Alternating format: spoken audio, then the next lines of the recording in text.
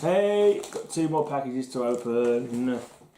Let's get to it. Let's hop to it, man. Let's see what wonderful goodness I've picked myself up this time. The Grey Man does whatever a Grey Man can. Can he make a comic feed? Yes, he can. He just did. Watch now. A video from Grey Man. A video from Grey Man. It's bound to be wonderful and good because it will have comics in it, which are by default normally wonderful and good. Well, yeah, not all wonderful and good. 90s Marvel, for example, not at all wonderful and good. Image, not much wonderful and good about them. All sort of flash and no substance, aren't they, really? But anyway, I'm digressing. I just figured I'd just try to talk about while I'm opening this package, so you're not completely and utterly bored. Yeah. Cool. Let's see what I got here then. Because I can't remember myself. Is this my DC Comics Presents? Oh yeah. I got myself some DC Comic Presents. Because I'm trying to get that run together. Superman and Wonder Woman, that's number 9. Number 19, Superman and Batgirl. All bagged and boarded, that's very nice. Number 21, Superman and the Elongated Man. That is a funny name for a superhero, isn't it? The Elongated Man. I wonder who came up with that one. Is it Gardner Fox or something like that? Wasn't the story supposed to be that they thought that they couldn't use Plastic Man, so they invented this elongated man, and it turned out they could have used him after all. Right, teaming up with Dr. Fate, one of my faves. Number 23, by all the elder gods, unless I can break the evil spell which has enslaved Superman to that bewitched buccaneer, he will be cursed for all eternity. He's been made to row on the bewitched buccaneer's ship by the looks of it. It's like he's tied up with kryptonite chains and made to row. Right, Superman and the Flash. You're too late to halt the fastest man alive, Superman. I've stopped every living thing on Earth dead in its tracks. Ooh. Bonus feature. Whatever happened to the Crimson Avenger? I don't know. But I will once I've read that comic. Maybe I'll tell you. Right, Superman and Airwave versus the Parasite. Yeah, I was quite surprised to find out that Airwave, I didn't know he's the nephew of Green Lantern, Hal Jordan. And his name is Hal Jordan. He's also called Hal. So you've got 2 Hal Jordans in the DC universe. I'm surprised that's not more common knowledge, actually. I was quite surprised when I discovered that. So Hal Jordan, I saw Hal Jordan Airwave, I thought, was that a typo? Why they call him Hal Jordan Airwave, Hal Jordan... Right, another one for my Secret Society of Supervillains. They've killed Superman. Now we have to halt the murderous rampage of the 3 sinister sorcerers. Oh yeah, they look pretty sinister. You got Felix Faust there for a start. Who, yes who, is the new leader of the Secret Society of Supervillains? I don't know, I have not read it yet. I like the Supervillains logo, the way it's in 3 different colours. You got orange and a slightly different shade of orange and a slightly different, then you got a yellow shade in the logo. I don't know why that appeals to me. Right, I've got some nice old adventure comics. Young Lex Luthor has made me the laughingstock of Smallville. Even my own mother and father and Lana Lang are laughing at me. Tee-hee, ha-ha, ha-ha. They're all pointing. Ha-ha, yes, Superboy. Everyone is laughing at you, just as my projected image is laughing at you. Ha-ha. Featuring Superboy as the laughingstock of Smallville. Oh yeah, these are yeah, these were a bit more expensive than I tried to spend, but sausages. They weren't super. They were like £3 or £4, but when you get a few of them, they add up a bit. But right. Oh my god, it's incredible. Superboy is acting like Krypto, and Krypto is acting like a human. Half he's catching someone falling in his teeth. Superboy's catching a bloke and holding him by the waistband and by his teeth. And Crypto is standing up on his back legs going, "Smart thinking, Superboy. Saving that falling worker with your teeth. I'll reward you with a juicy bone." Featuring when Crypto becomes Superboy's master. Fine. That's some shenanigans there. Some crazy Silver Age shenanigans. And then we've got the Adventure Comics featuring Superboy and the Legion of Superheroes, featuring the 8 impossible missions. Element Lad, don't let the cosmic eye destroy you. Use your power to change that deadly uranium into some harmless metal, or you'll die within minutes. No, Superboy, I won't disgrace the Legion by becoming by being the only member to fail in his assignment. There you are.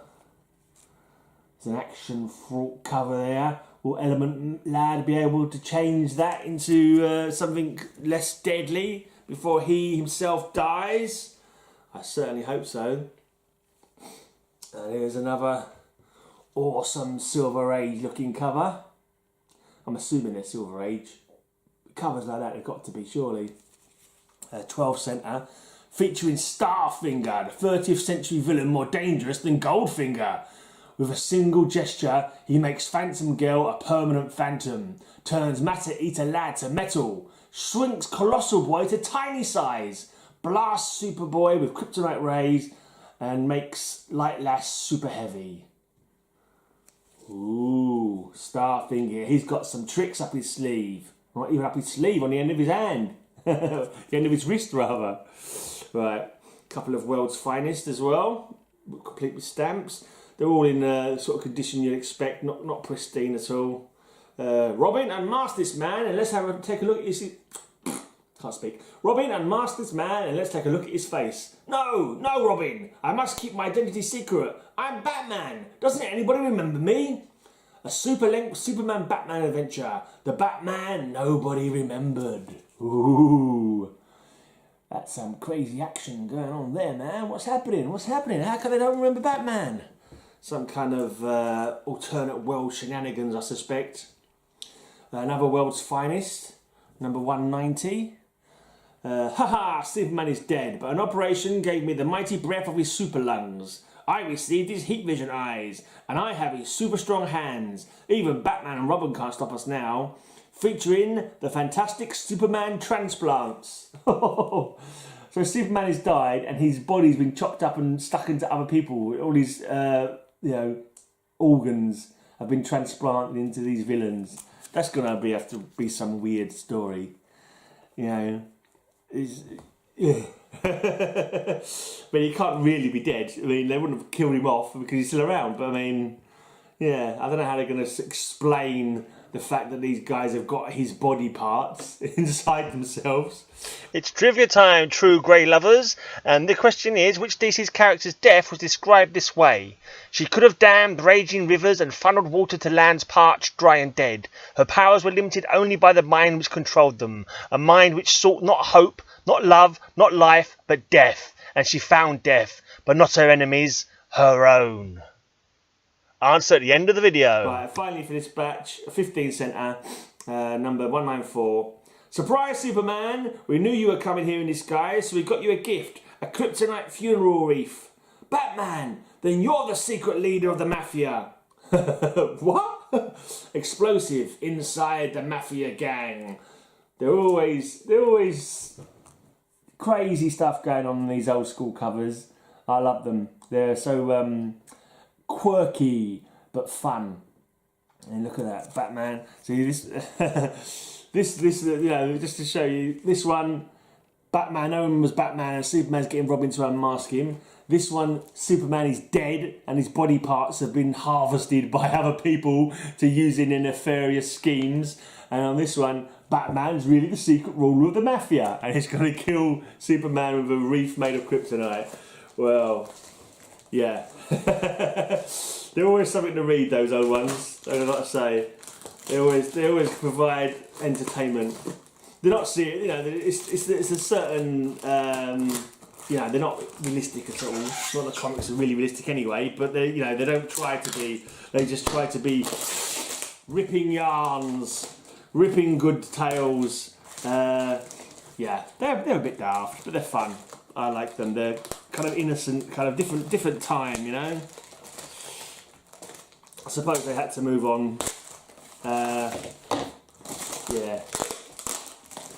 I wonder if the companies wouldn't be better off, like, yeah, have the modern comics, but maybe do a line, like, I don't know, call it the Silver Age line, where they do these kind of comics again, because obviously there's people who like them. Otherwise, you know, there wouldn't be such a big market in buying the old comics up, would there? Right, here's the last package. I'm into the last package. I've been reading a lot of Superman at the moment. I've got a stack of, it's been a while since I bought one back in last year. I bought a stack of sort of 70s, 80s Superman, like action, and they're just fun. I just like them. They're just good little bit of fun. There's a backup story in the one I'm reading at the moment, which is Superman 2020. Ooh, Superman 2020! Way in the future!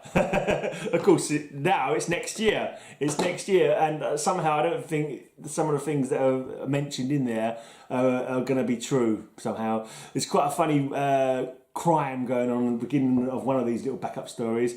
It was someone was trying to steal a copper penny, because way back in 1988, when we got rid of all money in the world, all the copper pennies are taken away and put to better use. They were melted down for or whatever. So this copper penny is like, you know, it's a really rare copper penny, and Superman stops this guy from stealing it from this rich bloke who happens to have a copper penny. Wow! Right. Here we go, another Green Lantern. Green Lantern, Green Arrow, a little team up one. Some of those are really expensive, of course. Quite happy to get a reprint one of the big books. The drug one, where Arsenal's shooting up on the cover. It's very popular, very expensive book, that one. And the one where Green Arrow is destroying Green Lantern's power battery with an arrow. That's another one of those ones that will never be in my collection, I don't think, unless I'm in the lottery or target it especially, save up for it, that kind of thing. What other good ones are from that run? I don't know, I think there's probably not too many that are, maybe the one that's got the famous scene of the black guy admonishing Green Lantern for looking after the people with purple skins and blue skins, but what has he done for the people with black skins lately? That might be a valuable book, or a sought after and expensive book now, I'm not too sure. But a lot of them aren't super expensive. When you get towards the older ones, of course, they get a bit more expensive. But yeah, I'm not going to be worrying about getting the older ones just yet. Some more New Titans.